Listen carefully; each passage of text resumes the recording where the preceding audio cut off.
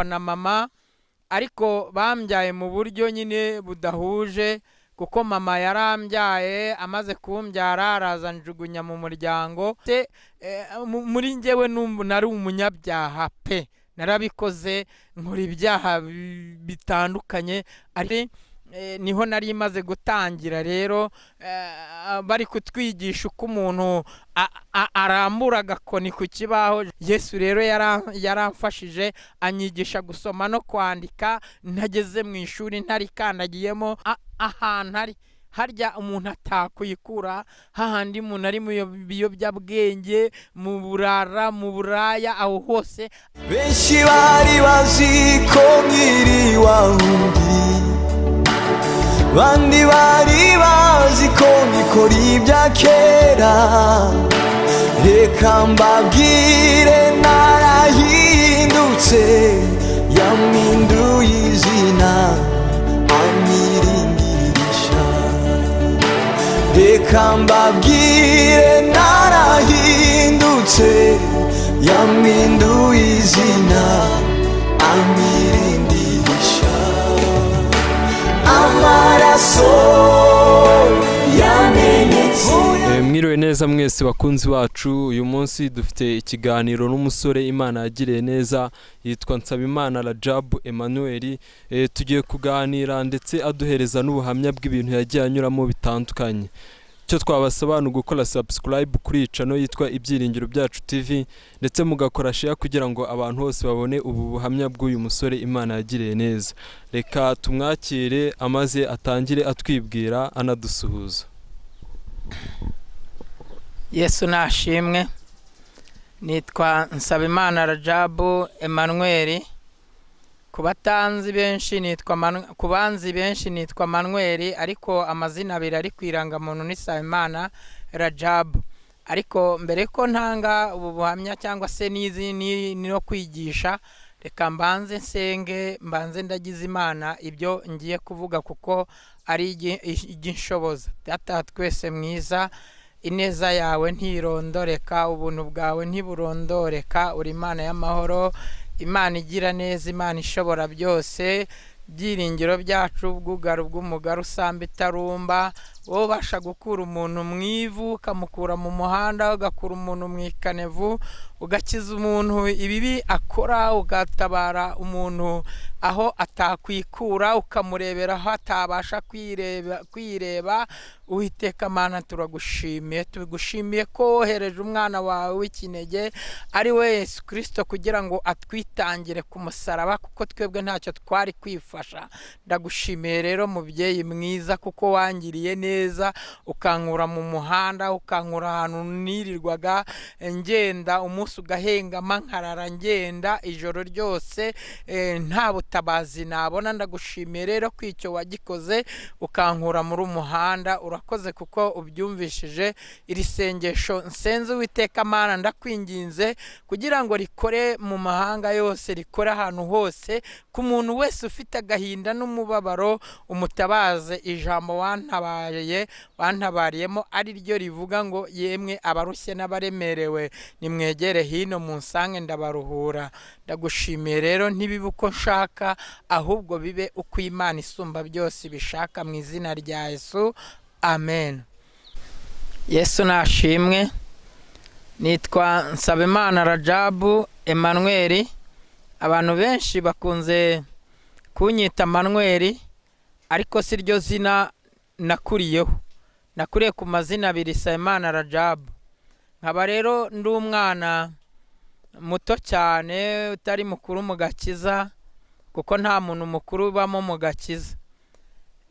Njyewe rero nakijijwe mbere nari umwisilamu, maze kuvamo nabaga mu muhanda, ariko nabo mbabamo. Umuhanda nabagamo nahangaha imbere ahari ku mugabo witwa Ahmed, mbere hakerekanirwa amafilimi niho nabaga. Nabaye mu burara rero imyaka yanjye myinshi cyane, mba mu muhanda.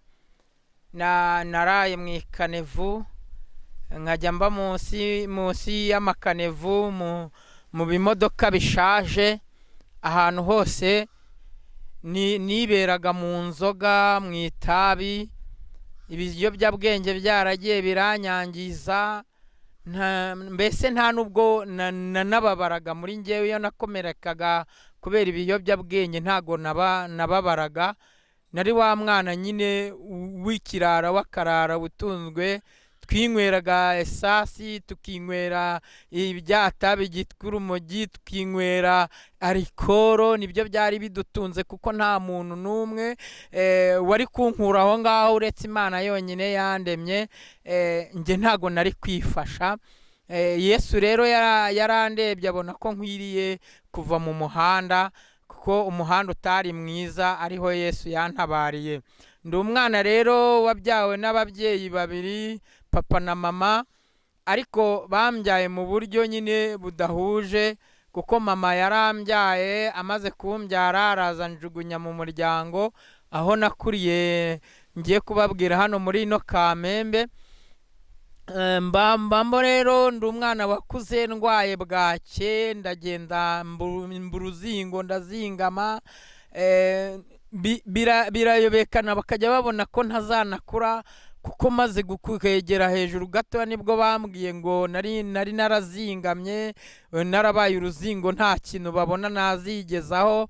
Ariko Yesu we yabashaga kureba ko nzabasha kwicara ahangaha niba ngibi ndimo mvuga, nuko ari Yesu wabyemeye, ari nawe wankuye mwarura ruzingo. Nakuriye rero mu bintu byitwa uburara, kuko barankubise, bakajya bankubita mu myaka 6, 7, bakanyita ngo ni ikinyendaro. Ijambo ikinyendaro ringeze nyine ahantu nanjye mbasha kumva ko mbese byari bimaze kungera ahantu byuzuye agahinda n'umubabaro, ari byo biryo byanjye kuba ndi ikinyendaro. Mva kuvoma bakanyita ikinyendaro, nava gutashya bakanyita ikinyendaro, ariko nza gusanga n'ubundi nta kintu nakwifasha. Nibwo nikatiraga rero nigira mu muhanda, njya kwinywerera iryo tabi, itabi bihagije. Abantu benshi baranzi,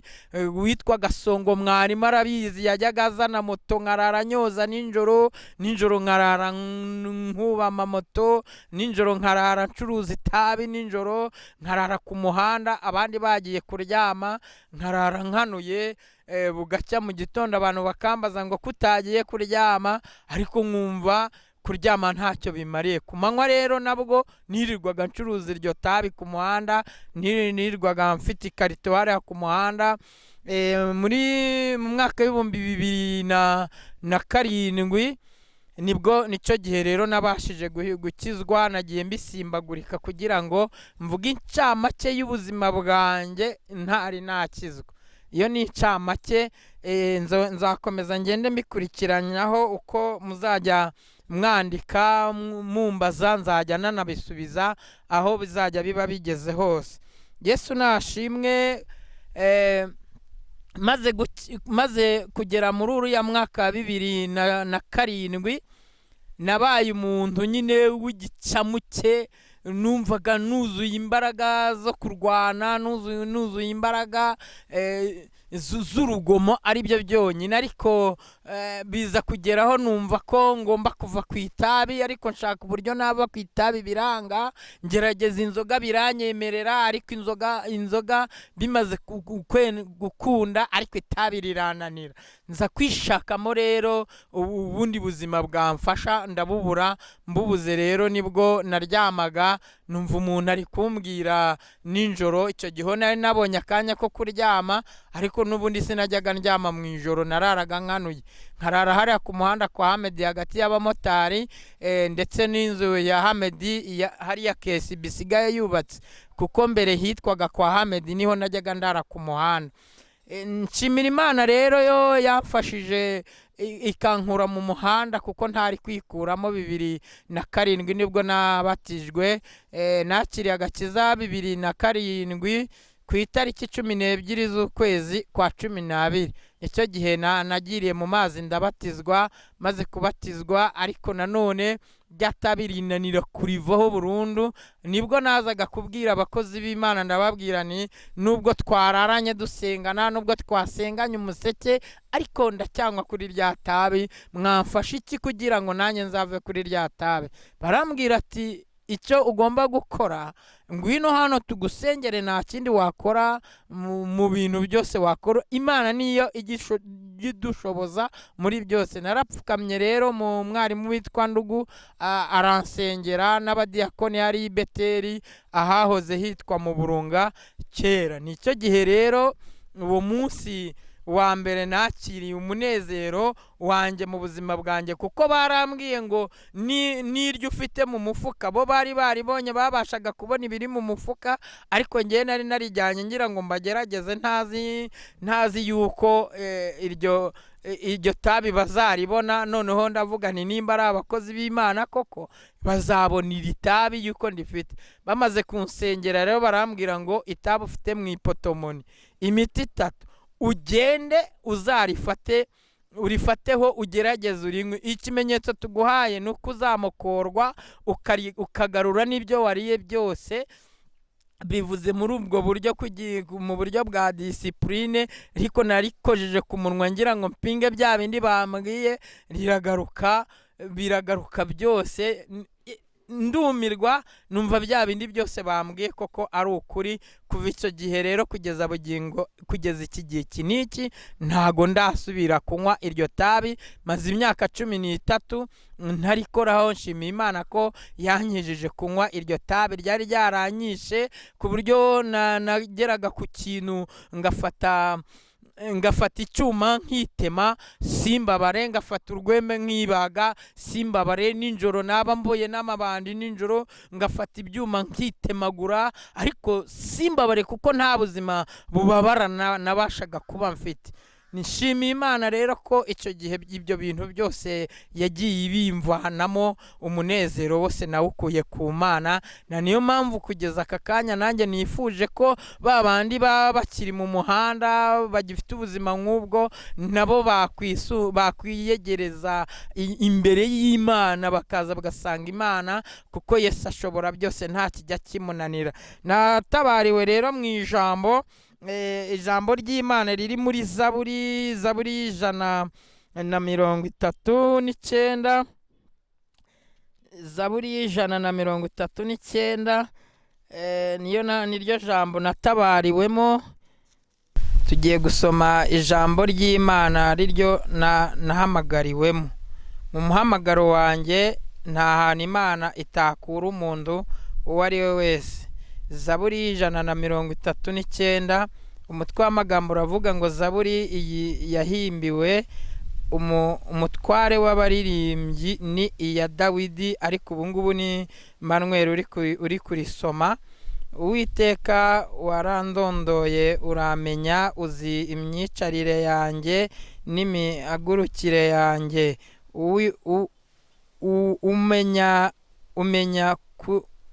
umenyera kure ibyo nibwira, ujya urondora imigendere yanjye n'imiryamire, uzi inzira zanjye zose, nk'uko ijambo ritaraba mu kanwa, nk'uko ijambo ritaraba mu rurimi, ritarava mu rurimi rwanjye, uba umaze kurimenya rwose.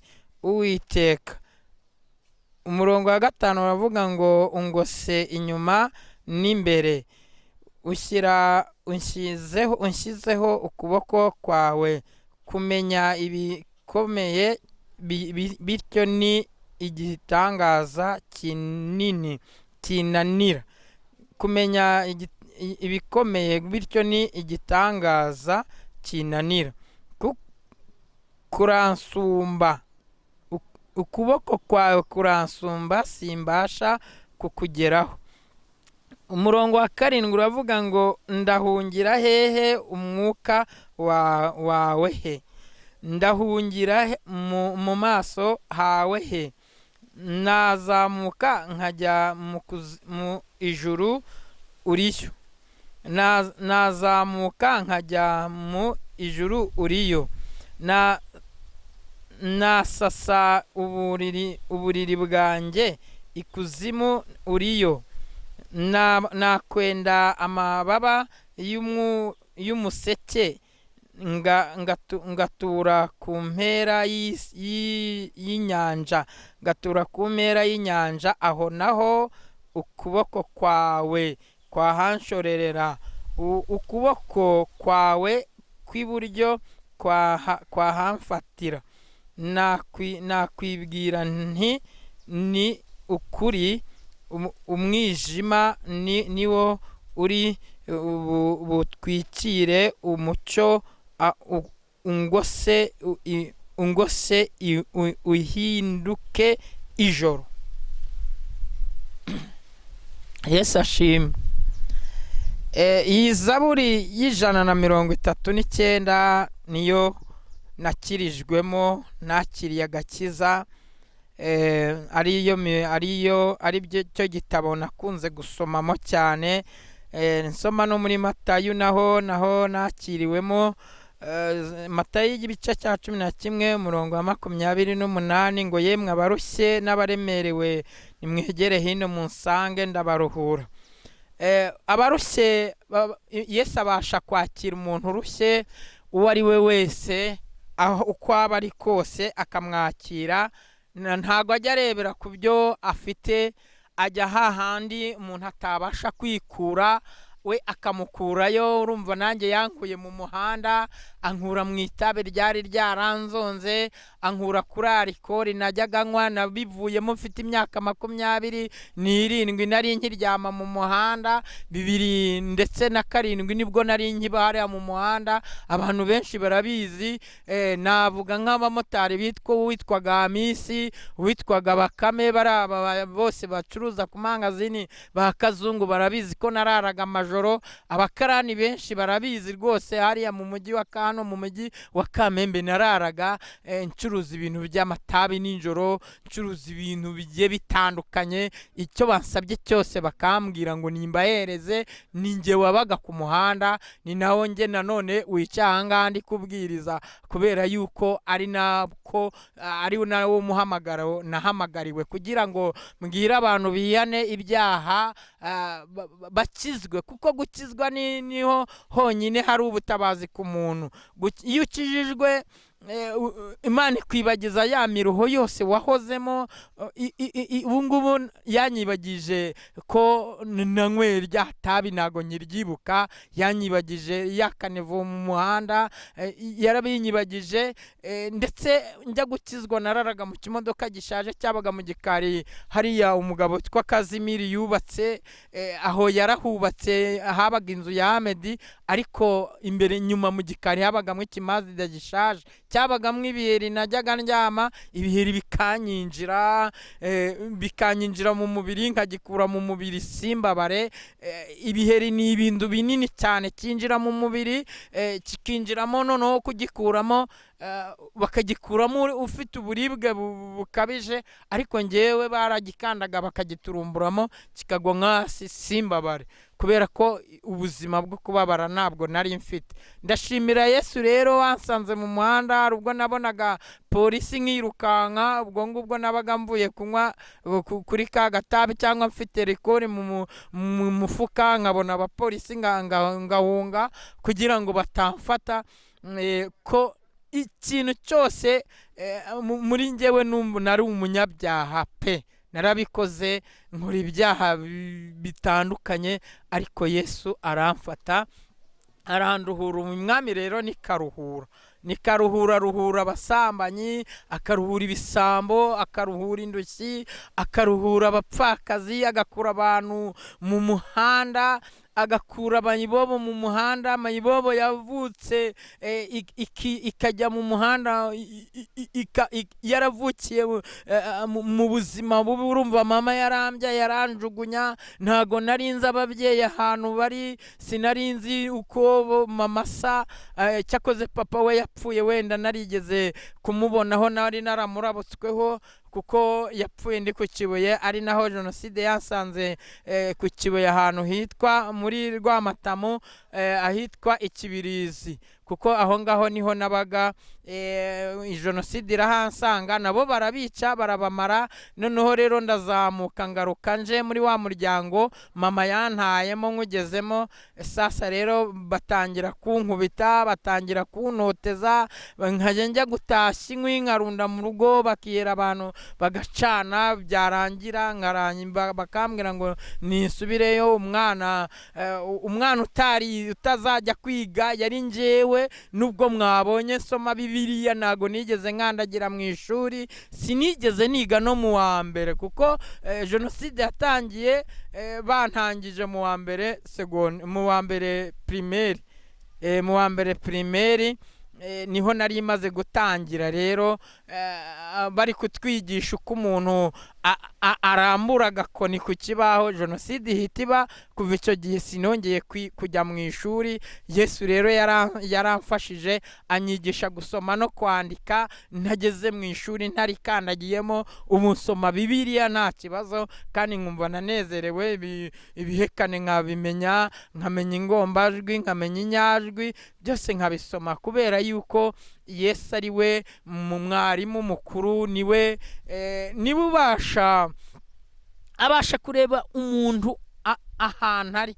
harya umuntu atakwikura, hahandi umuntu ari mu biyobyabwenge, mu burara, mu buraya, aho hose akabikuramo. Njyewe nari umunyabyaha pe, nari umunyabyaha, kuko nari njyaga nanashaka ikintu cyankura mu byaha narakibuze. Nigeze rimwe nganira n'umugabo umwe, arambwira ngo yansabira umuti ngo wo kuva ku itabi. Aragenda arawuzana rero muri Tanzania, arawumpa, nkugura amafaranga atari makeya cyane, amafaranga menshi kabisa.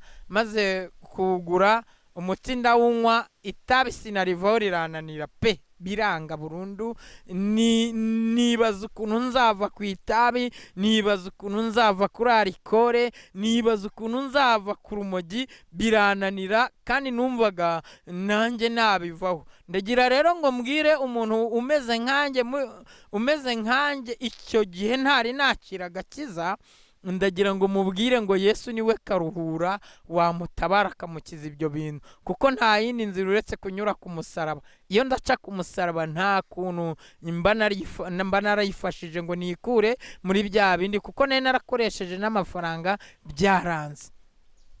Yesu rero kubera ko ari karuhura, najyaga ngenda mu muhanda nkumva ijwi rirambwira ngo umwana wanjye nzakugirira neza. Ngabaza bene wacu, nkababaza se inshuti zanjye, ko numvishije umuntu ambwira ngo mwana wanjye nzakugirira neza, namwe koko iryo jwi namwe mwaryumvishije? Bakambwira ngo ahubwo ngo ndi umusazi.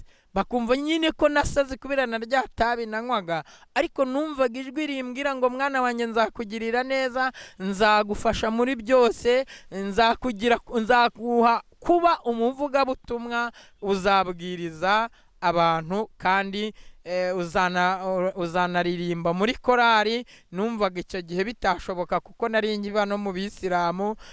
Najyaga gusenga, nkasenga ibipindi byanjye 5 ku munsi, 4 byanjye ku munsi. Hari n'ibyo nanakoraga bimwe nabizi, ariko kubera itabi ngasohoka mu musigiti nkigira kwinywera itabi, nkinywera urumogi, nkinywera rikore, nkinywera esasi. Ibyo byose nabinyweye, ariko cyane cyane nabikoze kubwo kwiheba, kuko umuryango ntawo nagiraga. Nari imeze nyine nk'umwana utagira ababyeyi, ariko mfite Imana indebera hafi. Hari ijoro rero naryamye ryari rinkomereye cyane. Iryo joro narariryamye, maze kuriryamamo numva umuntu arambwiye ngo